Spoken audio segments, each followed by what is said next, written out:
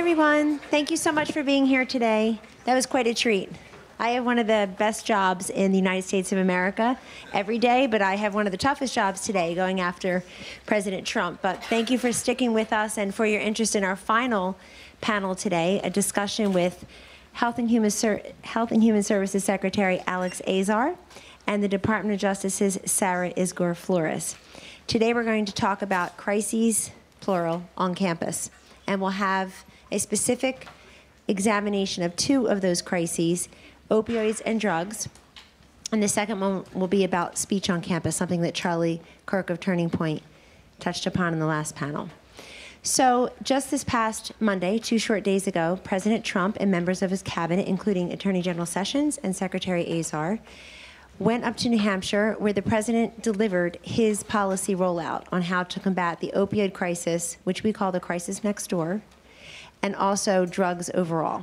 You hear an awful lot about opioids today, and it's a very serious crisis in our nation, but heroin use is up, meth use is up, all types of illicit drugs coming over our southern border, in our mails, frankly, and elsewise. And if you remember anything about the entire conversation on drugs, I would commend to you one major point, and it's called fentanyl. Fentanyl is a synthetic opioid. Most of America suffers from information underload when it comes to the horrors and the dangers and really the toxicity and lethality of fentanyl. It is synthetically produced. It comes into this country through a couple of different ways, and it is got the potency, 50 times the potency of heroin, 100 times the potency of morphine. And what's happening on our college campuses and elsewhere, but since we're talking to you today, I will say on our college campuses, your folks are reading the labels. They won't put any sugar in their body. They don't eat carbs anymore.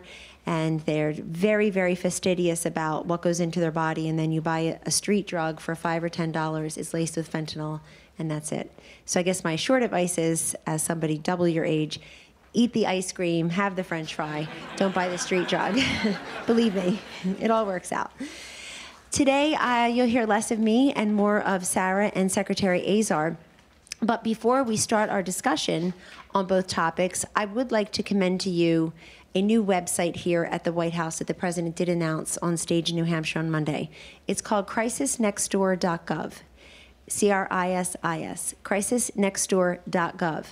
Basically, everyone across the country is welcome to share their story. And if you share your story with respect to drugs and opioids, whether it is a tragic and very sad tale of woe, whether it's a triumphant story of recovery and treatment, or whether you want to inspire a number of people through a faith-based exercise, or because you know a health professional or somebody in law enforcement, whatever your story is, we'd like for folks to come and share them. The President went first last October. He shared the story about his brother, and he has since recorded our first outtake on our Share Your Story, our first story, where he tells America we need to cut the stigma and the silence when it comes to drug addiction and drug misuse, and have people come forward and focus on treatment. But we also want to focus on prevention, education, interdiction, and law enforcement, all three at the same time.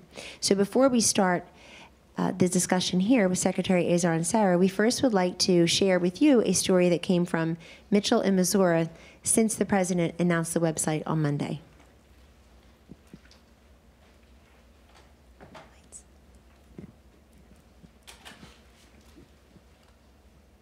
Hello, my name is Mitchell Crosby, and this is my story of addiction. Started back on Halloween night 2012. Had my first drink of alcohol, and man, it really made me come out of my shell. I could talk to women for once. It just did a lot of things for me. Made me feel good. So I drank a lot through high school, and then when I turned 17, I got my wisdom teeth taken out and was prescribed a large amount of oxycodone painkillers. And I really enjoyed those too. They made me feel wonderful. It kind of made me feel how alcohol did. Made me feel great. So I continued to take those. You know, I started to buy them off the street. And I had no idea of the consequences that were to come. I would run out. My supply would run out, and I would get really sick. They call it being dope sick.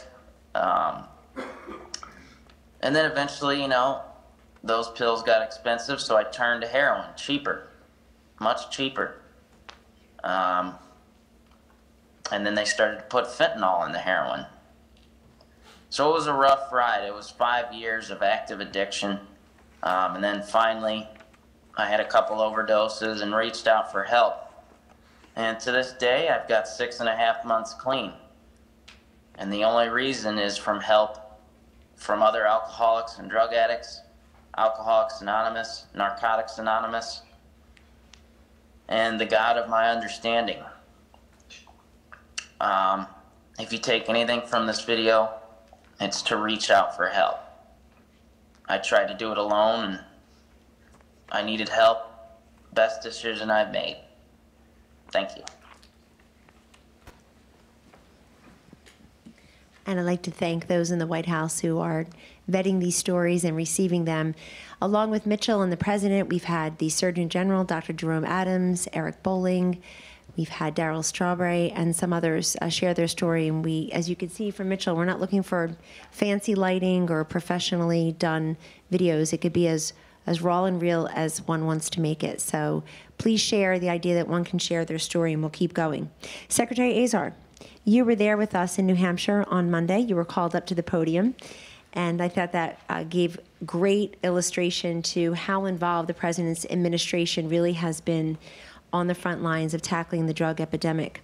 Why don't you share with us a little bit about the confidence you have that the President's three-pronged plan will actually bend the curve in the right direction, and if you'd like to say anything specifically about how this impacts our college campuses. Thank you. Sure. Thank you, Kellyanne. I think to understand why the plan works and why the President's action is so historic here, you have to really understand what happens with the opioid epidemic. It's very different than anything else that you have in the stereotype you would have about drugs or drug addiction. Most people who get addicted are getting addicted because they went to a doctor, not because they went to a drug dealer. They had pain. They had a broken ankle. They had their wisdom teeth taken out. And they were given a prescription for legal opioids to deal with pain. They were given too much, too many days. They became addicted for reasons we don't fully understand, why one person becomes addicted and another person does not, but they do. Then you run out. And eventually your doctor, your pharmacy, your insurance company cuts you off. Then you move to street versions of those legal opioids. Then that's too expensive. You move to the cheaper black tar heroin, and God help you move to fentanyl. And then you're fully deep into the cycle of addiction, and then it's overdoses, hopefully survival, recovery, prevent you from relapse if we can. So you have to think about that continuum. And the President has said we're going to try to stop this right at the beginning. The first element is preventing the intake into the cycle of addiction by stopping the overuse of legal prescription opioids. So within 3 years, we will cut by 1/3 the number of legal opioid prescriptions in this country. We are currently prescribing and using 3 times the legal prescription opioids that we did in 1999. Now, a lot has happened in 20 years, but we aren't 3 times more in pain. So something is fundamentally very wrong in how we're practicing medicine, pharmacy, everything else. So he said, we're going to stop that. We're going to educate. One of the big things we're going to do is a mass multimedia campaign, and elements of that are going to be really geared towards the millennial generation. It's going to be science-based, evidence-based, how we will target and educate to say stop it right at the beginning. Don't get started on these legal opioids. And if you find opioids in your parents' cabinet or in the kitchen, don't get them, but actually go to your parent and say, take them to the pharmacy, take them to the doctor, take them to the hospital, and get them out of the house. Do not keep any excess legal opioids in your house. Use the minimum necessary. And if you have to, push back with your doctor and say, why do I need this? Is there something that's non-opioid that I could be using instead? We're doing massive, multi-hundreds of millions of dollars of R&D at the National Institute of Health and the CDC to develop alternative types of treating pain that do not involve opioids, as well as working in a public-private partnership with industry to try to develop non-opioid painkillers. Then we're doing law enforcement. Sarah will probably do a better job talking about what we're doing on the law enforcement front. That's the second thing. How do we stop the illicit, that heroin, that fentanyl getting in the country, getting around the country? And then third, what's compassionate treatment so we can help people pull out of that cycle of addiction and stay out of that addiction? It's hitting every generation, but the millennial generation's getting hit very hard. You know, among ages 25 to 34, drug overdose is the #1 cause of death from injury. From age 15 to 24, drug overdose is the #3 cause of death from injury. Car accidents is #1. Just give you a sense of proportion. And that's direct impact on that generation. Talk about parents, grandparents, okay, siblings, all in that. 116 Americans are dying every single day from opioid overdose. 116 every single day. I met a young girl in Dayton, 17 years old, just a couple weeks ago. Her sister died of opioid overdose. Her mother died of opioid overdose. Her father died of opioid overdose. She was put in the care of her grandmother, who was an opioid addict, who died of complications from use of opioids. This young lady became an opioid addict. She was 7 weeks clean when I met her. She was living in a group home, and she was hoping to graduate from high school. I don't know how she's keeping it going, honestly, with all that. I don't know how the strength she has to even, she was smiling, optimistic, hopeful. God bless her. I hope it works. But that's that generation. It's shocking in its impact. And it's why we call it the crisis next door, because we know everyone has been impacted in some way. Would you just, for a very brief moment, Secretary Azar, please explain that this is different than the 28 million or so chronic pain sufferers who rely upon pain medication? We're talking about something different here. If you can clarify, because I do think there's confusion that somehow all painkillers will be removed from the market.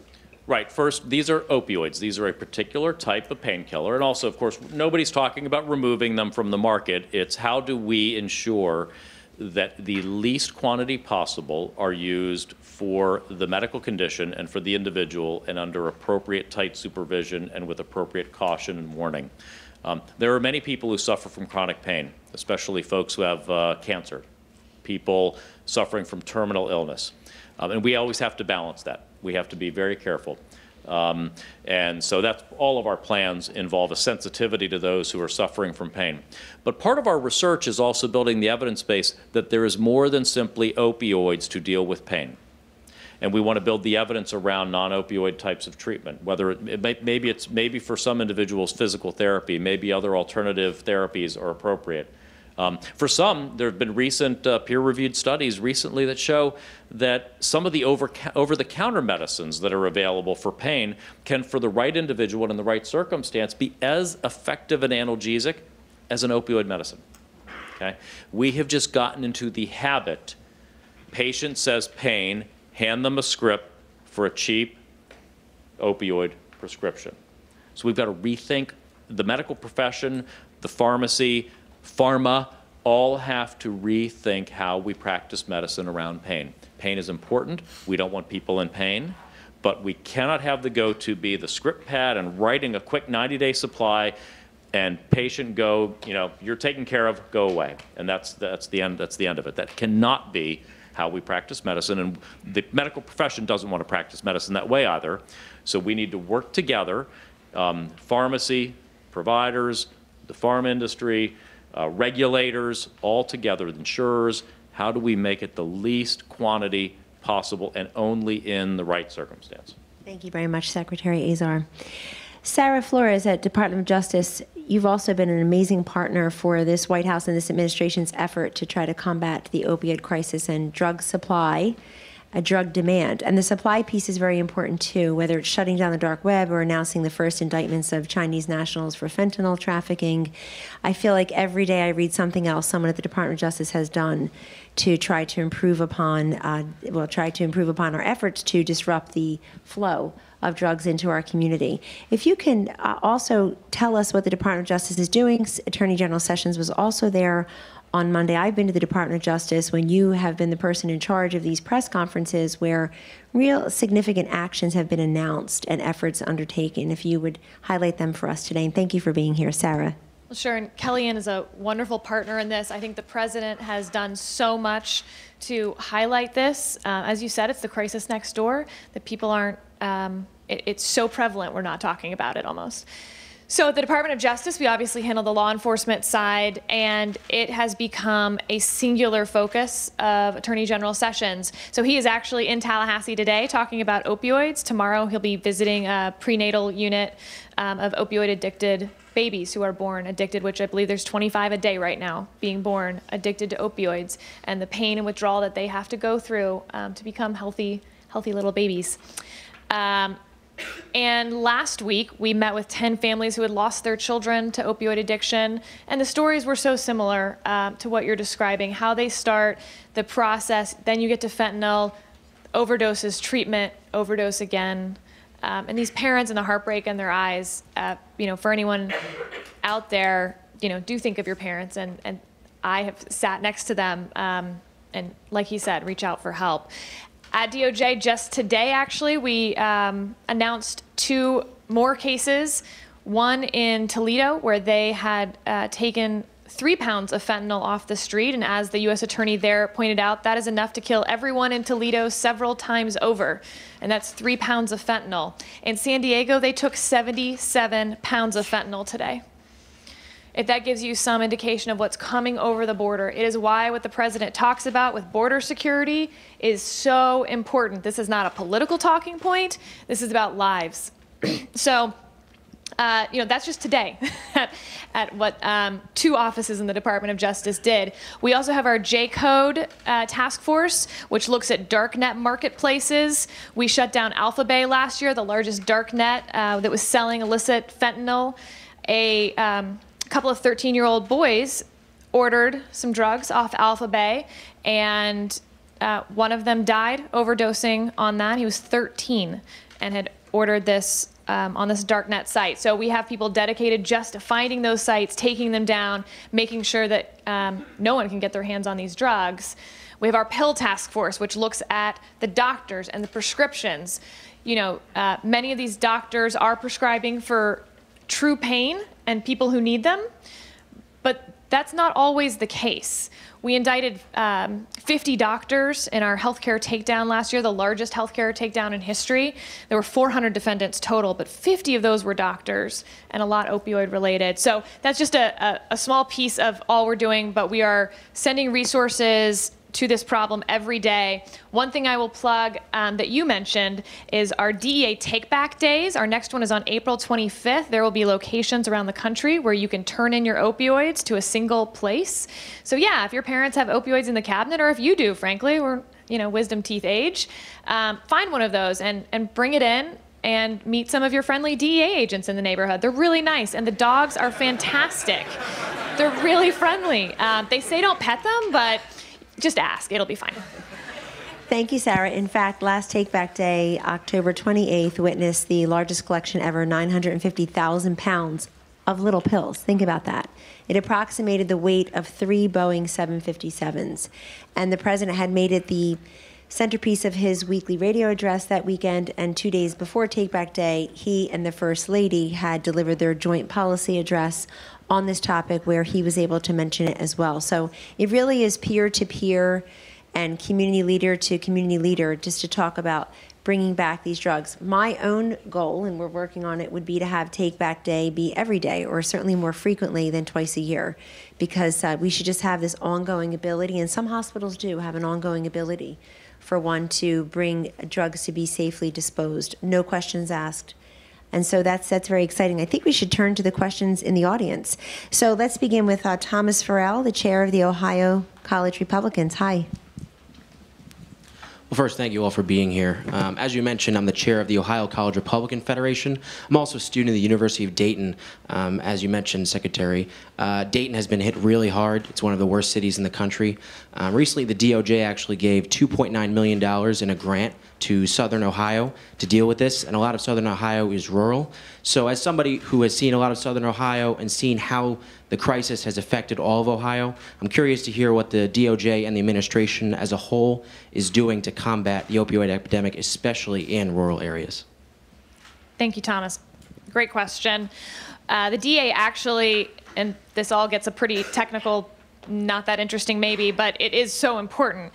So the DEA just opened a new unit out of Kentucky. They have regional centers, and they've created a new region. It's the first time that's happened in a long time. And it's specifically to do what you're talking about, which is to look at the opioid epidemic in these rural areas. We know where this is hitting hardest. These heat maps, first of all, the whole country is getting pretty hot on the heat maps, but it is really centered in a lot of these rural areas. So it is about surging resources there. It's about getting DEA agents on the ground and getting prosecutors on the ground. So we also have moved 12 prosecutors into that area. I believe that the Dayton office got one as well. And they have started, their full-time job is these prosecutions, and we've already started seeing indictments coming in from these prosecutors. And first of all, they love their jobs, and a prosecutor who loves their jobs gets a lot of indictments. And so they are very pleased to send me their press releases when they get them. And it's exciting. You know, 12 people can make this huge difference in this crisis. So I guess to answer your question, we have a lot of resources moving to rural areas, but as a thought for all of you, if 12 prosecutors can make this much of a difference that I'm seeing, think about what you can do in your community, because I promise there's quite a lot. Also, and the rural challenge is a real challenge, especially in terms of treatment. And so one of the things that the president, as part of his plan, has asked Congress to do is to appropriate money for a special rural treatment program. So $150 million is part of that package that will be dedicated for rural treatment, on top of almost $500 million of extra funding for our community health centers, which serve rural and urban environments there to ensure that we've got adequate treatment for folks. You know, I was just down visiting when I was there in the Dayton area, a place called Bridget's Path, which is one of these neonatal abstinence syndrome facilities. And just remarkable work that they're doing there for these babies. You know, we've got to build the evidence base even. We're still learning even how to care for an opioid addicted baby. There's not science on this. We are studying this at NIH right now. How does one do that? Whether it's medically assisted treatment or, I mean, one of the therapies is actually just holding and comforting the baby. That's how little we know about how to try to deal with this infant in pain. And I got to be with a young mother there and her baby, who was just, I guess, about a month and a half old. The mother was recently out of treatment, was clean for now, and just the miraculous work being done by a facility like that. We've got to, of course, get more NAS-type facilities out there. And then we've got Ohio, one of the things we do in every state, just had a meeting with our acting director of the CDC today with some of our leading public health officials around something we call prescription drug monitoring programs. So these are databases where when you get an opioid prescription, it goes in the database. Almost every state has it. Pretty soon every state will have one. Goes in there. When you shop, you get refused by one doctor or you get a prescription at one, and you go to another doctor, you go doctor shopping, they have to look up and see under your name, and they'll find out you have been shopping, they'll find out you've got a script already. One of the things the president's calling for is that those prescription drug monitoring programs be wired together across the country, so you can't be in Indiana and just run down to Tennessee and get a script on top of the one you just had. So that's another important initiative the president's called for. Thank you both. I would just very quickly add that in the last month or two, the USDA has come out with its guidance for rural America on opioids. And on our opioids cabinet that meets fairly regularly here at the White House, we have the cabinet departments and agencies you might expect, like HHS and like DOJ, DHS, VA, but we also have USDA represented. We have Department of Labor represented, Housing and Urban Development, because we need to approach this holistically, recognizing that everyone is affected and that for some people, if they're fortunate enough to come through treatment, They may not have skills training opportunities or employment or housing opportunities. And so we're trying to take the long view about fully treating the individual. But I commend you and others to check out the USDA's recommendations and guidance on opioids in rural America. I don't see him, but City Councilman Joe Borelli, there you are, from Staten Island. How are you? Thank you. Thank you for having me. So as you could see, and you alluded to earlier, I was one of those people who ate the French fries and the ice cream rather than the drugs. You're still here. See, nothing bad happens. Some people in my family weren't so lucky, and in addition to that, I also chair the council's committee that oversees the fire department and our EMS, and I also teach at a college on Staten Island, so I'm pretty familiar with the problem. And in our county alone, there were 116 opioid deaths, and 44% of them were from fentanyl, which is, leaps and bounds the highest percentage of any drug. And that mimics the national average. About 20,000 people die from fentanyl. So, Director, you started off by saying what we're going to do to combat fentanyl, but it pretty much all comes from China, and it all comes through our borders. So sort of a little bit more specifically, what is the administration going to do going forward? Thank you. Well, obviously, this president, the attorney general have talked a lot about border security. And hopefully we're all aware of all the things that we need to do on border security. It's been an issue election after election, and that's what this president ran on, and I think why a lot of people voted for him, because they believe that he can actually do something on it. And as I said, I think it will save lives. We have indicted the first 2 Chinese manufacturers and distributors of fentanyl in this administration. I think actions like that will make a difference. And I think that what the president advocated for on Monday can make a difference, which is you have, first of all, very clever manufacturers. Instead of making fentanyl, they'll make what we call an analog to fentanyl, carfentanil, and they all sort of sound the same. Carfentanil, by the way, is an elephant tranquilizer, so don't take that unless you're an elephant. So DEA has put a temporary scheduling mechanism on that so that regardless of what you're calling your analog, we can still treat it like fentanyl and we can prosecute it like fentanyl. But what we need Congress to do is make that permanent so that you can't skirt around the rules. And 2, we can make the punishments a lot stronger. As I said, 3 pounds of fentanyl can kill everyone in Toledo. So we need to make sure that it's treated that way in our laws and in our sentencing laws. We can make the mandatory minimums a lot higher for this. And the drug kingpin statute that's currently on the books allows for the death penalty for drug dealers. The death penalty has never been sought under that. And yesterday, the Attorney General sent a memorandum to all U.S. attorneys that said, where appropriate, you should look at seeking the death penalty for these drug dealers. Well, fentanyl is not the hardest thing on earth, and synthetic fentanyl is not the hardest thing on earth to make, unfortunately. And so while much comes from China, we are seeing the democratization of the manufacturing of fentanyl, including in Mexico. And so, as Sarah said, we've got to stop it at the border, and that's where DHS and the Justice Department are focused. It'd be a lot better if it stopped at the point of shipping. And so that's where the president has directed that we all in this administration are working with the countries where this is originating to get it to stop from ever getting on a boat and coming over here, because it's a lot easier to do that than to interdict it at mail facilities or a border, especially when we deal with such very small quantities that are so unbelievably potent. Thank you both. From Glenside, Pennsylvania, Hannah Bogorowski. Hi, Hannah. Hi, everyone. When I was in high school, we were always taught that marijuana was the big gateway drug. But now I'm seeing more and more young people dying from opioids with their addiction starting in their family's medicine cabinets, whether it be from leftover painkillers, anti-anxiety pills, etc.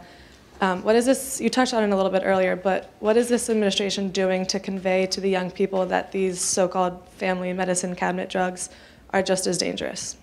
Yeah, we really have to get after that issue, and that's where the multimedia campaign that Kellyanne is working with us on is so important, and just generally educating through doctors and any other venue that we can how dangerous these medicines are. Do not, if you get a 90-count prescription for your wisdom teeth and you use 2 of them, don't keep 98 for a rainy day.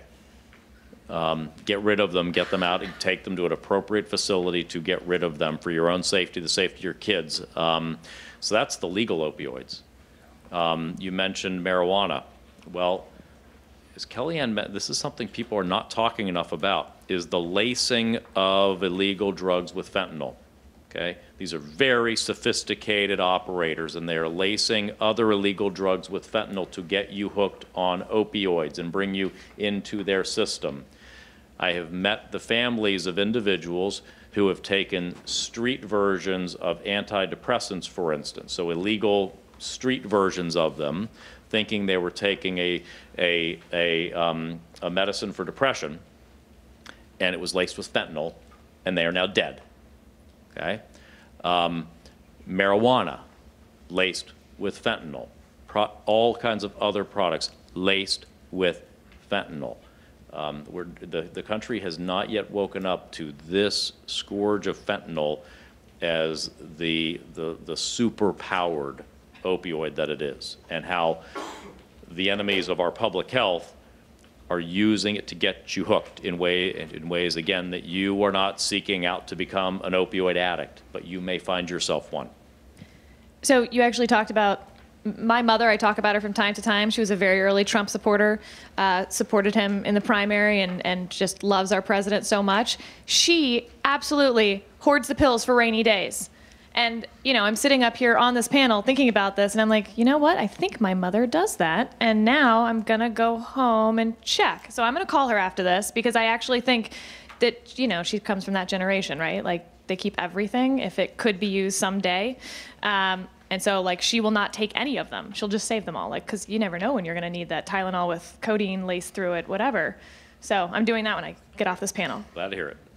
And just because the bottle is in your house and the label says the family doctor, the local pharmacy, mom or dad seem to feel better when they take it because it was prescribed for them for a specific injury or specific condition for a specific prescribed period of time, does not mean someone else should be using it. That's the other tricky part. This is not a drug addiction, doesn't start in the back alley where you're putting a needle in your vein. It is starting at home in the medicine cabinets, and we hear that time and again. The couple who came up, Mr. and Mr. Moser, who came up in honor of their memory of their son Adam, that is how it started. They said he found ours in the kitchen, you know, sitting on the counter. Thank you, Hannah. And finally, we have Jason Ross, chairman of the Massachusetts College Republicans. You can tell us how lonely that is and ask a question about opioids. Thank you. It is very lonely up in Massachusetts, I will tell you. My question is that 83% of all overdose deaths in Massachusetts are from fentanyl. I mean, that is astounding, and it's taking a big toll on our millennial generation and all generations. But unfortunately, some states, such as Massachusetts, don't classify fentanyl as a Class A substance, which means that drug traffickers of fentanyl can't be charged as traffickers. What can the DOJ and the administration do to help change federally the classification of fentanyl to make sure that traffickers are tried as traffickers? Absolutely. So with DEA's temporary scheduling that just changed, we will be able to treat all these fentanyl analogs as the most serious that we can. But really, and this is the problem with so many of this, like, we need Congress to act on this. We need them to see this as the problem that it is. And I do think that that message is getting through thanks to Kellyanne and the president and Secretary Azar and, frankly, all the work that you guys are doing out there. But you've got to raise this issue, and we've got to increase the punishment, because as the president said, you know, you look at other countries and they'll tell you that they don't have a drug problem. It's because they don't have the drug traffickers. So we can do more on this. Kellyanne, do you remember when we were up at in Manchester at the fire hall, and we were talking with Kevin, who was one of the first responders there, and he was telling us about the proportion of fentanyl overdoses and their calls to fires. Do you remember the number? Yes, it's 3 or 4 to 1 from the fire station there, and that's very typical for the hardest hit states and jurisdictions where fire departments are 3 to 4 times more likely to be called to a drug overdose than a fire. And also, when we were at that speech, the president, in his remarks, Jason talked about Lawrence, Massachusetts as a sanctuary city, and the president there is tying in together a number of his different policies. I believe it was an ICE agent he called to the stage who had who had arrested, or I guess found or had arrested, somebody there who was an illegal, but they were also a drug trafficker, I believe is how the story went. But these sanctuary cities, also, people think of them as you're harboring people, but you're also harboring poison in some instances. And we've heard that from a number of governors in neighboring states also across this country too, where they would like us to be aware of the sanctuary cities in neighboring states where then the drugs are just driven over in your car across the border. So thank you for that question. We're now going to move on to free speech. Sarah, we'll start with you. Charlie Kirk sat very close to where you were sitting last hour with the President of the United States and said to the President, of all the things he could say, he said, we're getting reports that it's more and more difficult in the 1,200 college campuses where Turning Point USA is active, more and more difficult for folks to feel like they can speak freely, particularly about their politics. What is the state of so-called free speech on college campuses? Are you finding it's more of an oxymoron? What are we doing to protect it, and what are we doing to communicate to young people on college campuses and who are about to in the next several years what their rights are? Well, and you guys in the audience know this probably a lot better than we do on stage. I mean, Emily Hall is here, who is at Harvard, and she's the head of the Institute of Politics there. And I mean, Emily and I talk about this all the time. It's so different from when I was in college, and we were all saying, I think we'd all be expelled now if we were in college these days. So how you guys are doing it, I mean, thumbs up. We are seeing incredible cases around the country. So we just filed in Berkeley where they wanted to have a debate on immigration, both sides. And what the school decided was that the one side of the debate wasn't controversial. So that could be on campus in sort of the prime speaking time for these students. But the other side of the debate was controversial. So that had to be off time, off campus, basically where no one could hear it. That was the goal.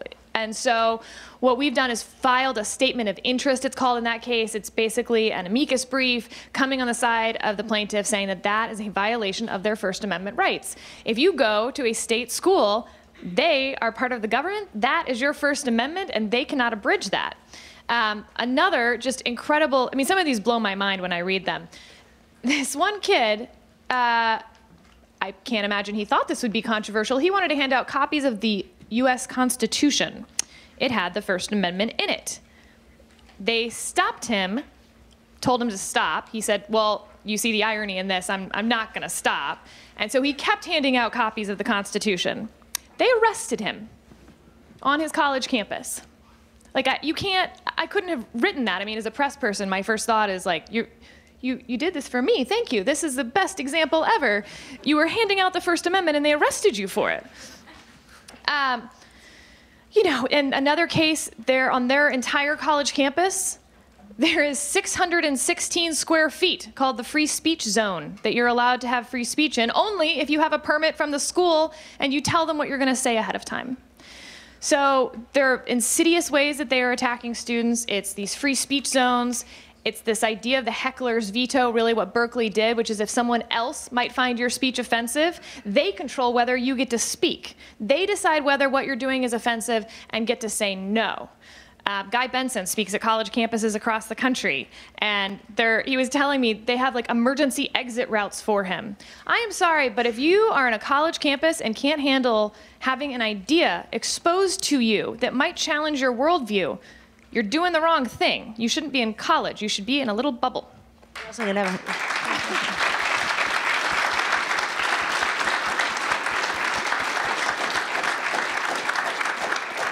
also may have a difficult time throughout life where it just doesn't simply operate that way outside the bubble. I think we saw that after the last election. That's right. Secretary Azar, did you want to comment on that? Just that I've got a daughter who's about to start in college next year. I can't even imagine. I am so glad that I'm old.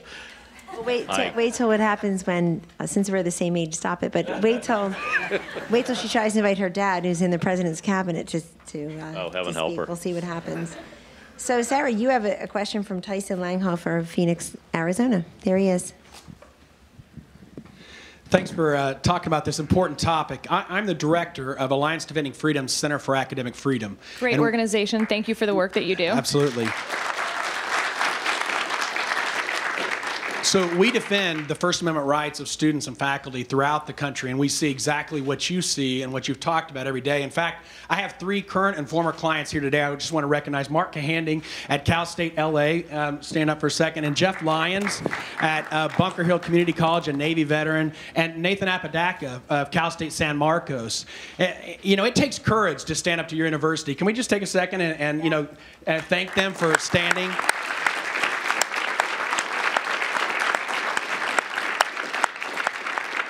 So we've seen this happen in many different ways. We represented 3 students at Kellogg Community College that were handing out the Constitution on a public sidewalk, and they were arrested and taken to jail because they were handing out the First Amendment. We represented them successfully, thankfully. They were Young Americans for Liberty group out there standing for liberty.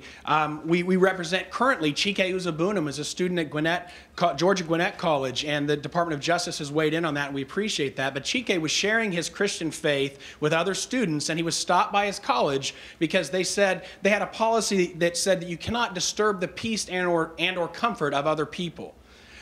We represent Nathan Apodaca at Cal State San Marcos, and his Students for Life group was denied funding because the school has a policy which allows them to favor certain groups over other groups with the student activity fees that every student is required to pay. We currently represent a Young Americans for Freedom group at Kennesaw State University. They hosted Katie Pavlich to talk about, of all things, media bias on campus. And the university required them to pay a security fee because in their own determination, they determined that what Katie was going to talk about was controversial. And finally, Mark Cahanding, when Mark's Young Americans for Freedom group invited Ben Shapiro to come to campus, the students and the faculty flooded the student union, blocked both the front and back entrances so students couldn't attend that event. There were 24 security guards on campus at that time, and they didn't do a thing to stop this unlawful behavior. And so my question is, what can the President Trump and his administration, the Department of Justice, do to protect the First Amendment rights of students on campus? Like so many things, I think this president leads by example on this issue more than anyone else ever has. To say, you know, I'm going to challenge your worldview, I'm going to say what I think, and argue back with me if you don't like it, but you don't get to silence it. And so I think the problem that we have is that on college campuses, so many college students are being silenced, something they can't do to us when we're out of college and adults. I get to say what I want to my friends, and you know, Kellyanne and I get to go on TV and speak our minds. But that's not true on a college campus. They can expel you. They can arrest you. You know, at Middlebury, one of those protests turned violent, and they actually ended up attacking the liberal sort of accidentally, and she had to go to the hospital for a neck injury. And so it's out of hand, and you see this, unfortunately, in polling. It's culturally insidious. 20% of students who were polled said that they believed that you could use violence to shut down speech that you found offensive.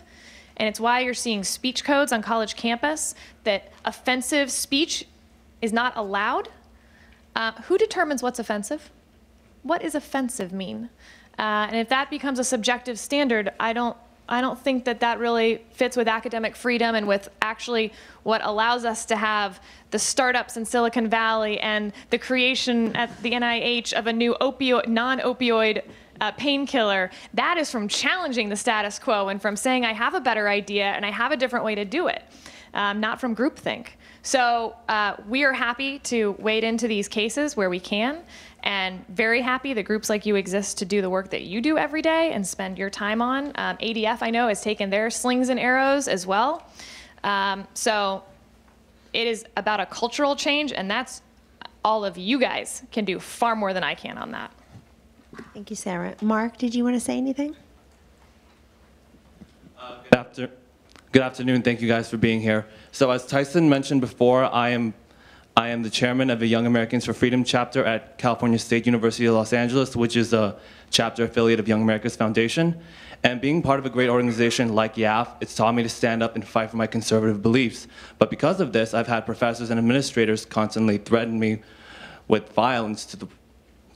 So my question to everyone on the panel is, what will this administration do for conservative students like me who are trying to speak up on the college campuses?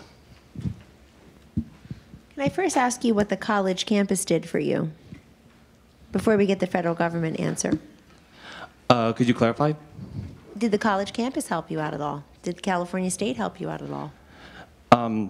When I brought over Ben Shapiro, there was a lot of red tape going on. 2 days before, they tried to charge me security fees, and after that, 2 days before the event, the president of the university canceled the event, and because that was a clear violation of our constitutional rights, we worked with Alliance Defending Freedom to present a lawsuit to them, and after that lawsuit, the university is now working with us to give us conservative speakers on campus.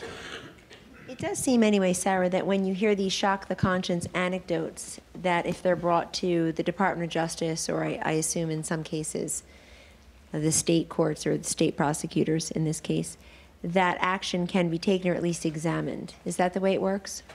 If you were to call the Department of Justice hotline, let's just say, what would happen? Absolutely. So if it's a state school, you have First Amendment rights there. And if it's a private school, they take federal money, and there are things we can do there on the margins as well.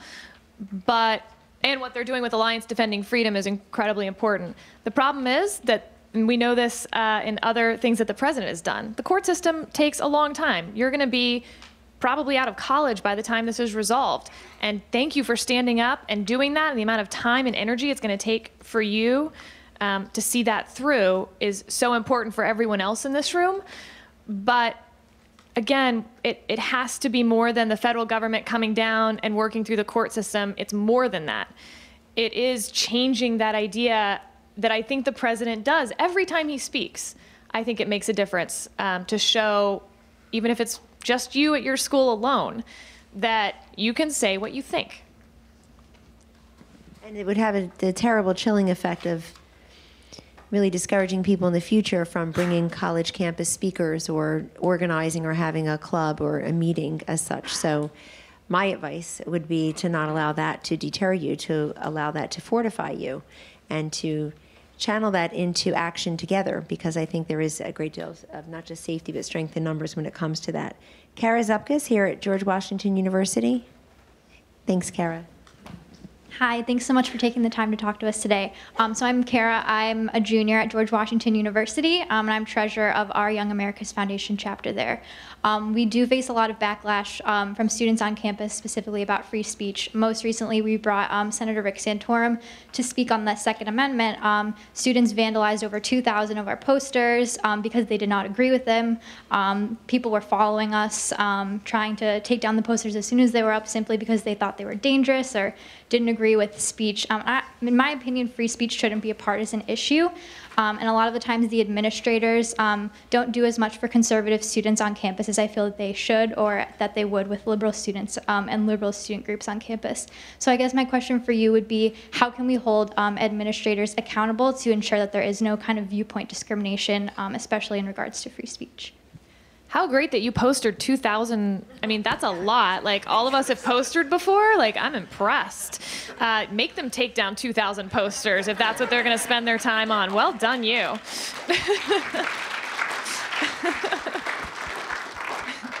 I can only imagine what you did with the chalking. That was like on my campus. That took lots of time. So again, you're at a private school. If you were at a public school, obviously your representatives would have something to do with that and who these administrators are. The Department of Education, though, at these private schools provides a lot of federal dollars to these schools. But your bravery will do a lot on this. And so keep postering with 3,000 posters next time as well. And stand up to administrators, make what they're doing public.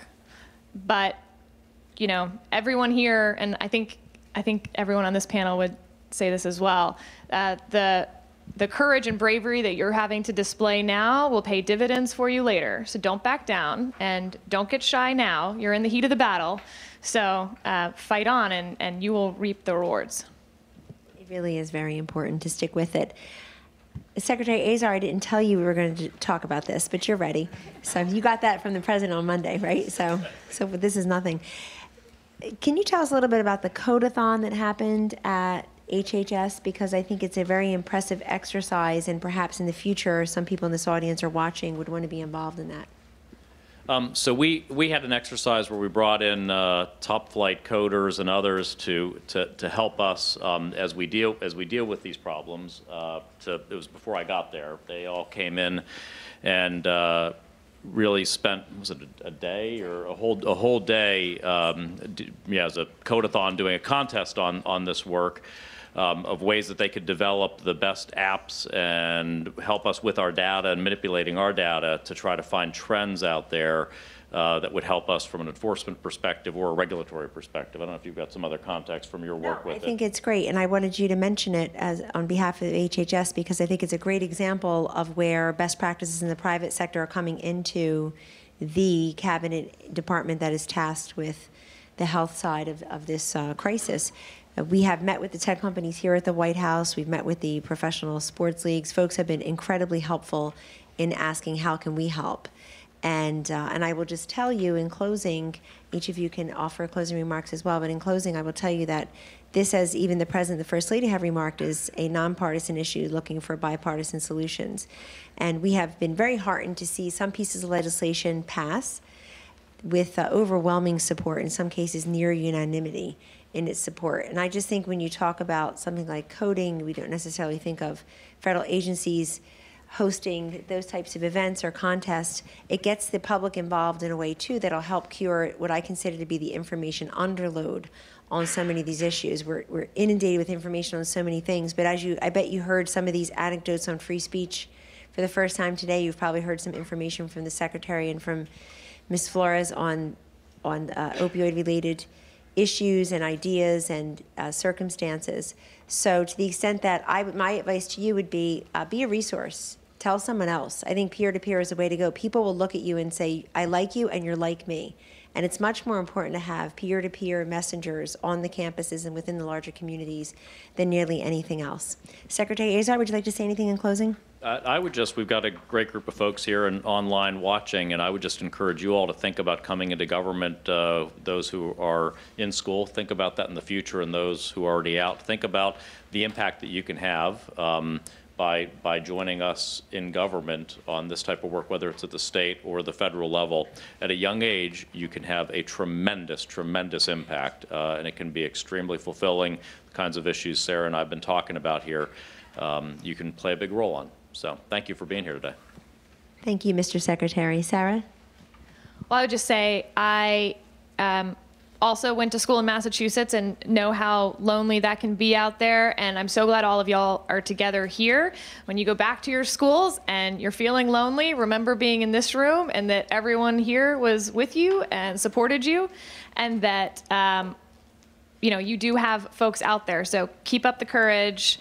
Fight the good fight, because I think that the college campus is so important to setting some of these trends that will affect the rest of the country. So come join. It's a great way to end. Thank you all very much, and God bless you.